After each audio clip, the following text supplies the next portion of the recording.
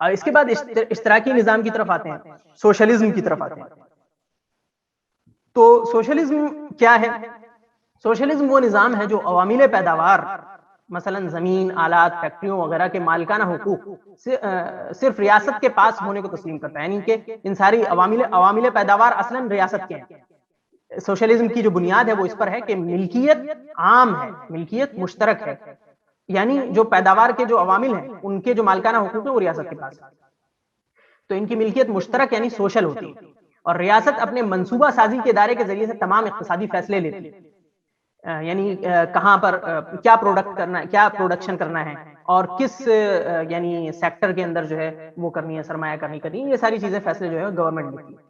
تو اساسی ہدف ان لوگوں کا منافع کی نفی کرنا ہے، منافع خوری کی نفی کرنا ہے، اور معاشرے کے تمام افراد کے درمیان مساوات کا حصول، یہ سوشلزم کا اصل ہدف ہے۔ اچھا، لیکن یہ مساوات کوئی اسلامی مساوات نہیں ہے، یہ مساوات کا مطلب ہے کہ سارے لوگ برابر ہیں، ایک مزدور بھی برابر ہے اور ایک سائنٹسٹ بھی برابر ہے، بنیادی طور پر یہ ہے، یہ الگ بات ہے کہ عملی طور پر یہ نافذ نہیں ہو سکتا۔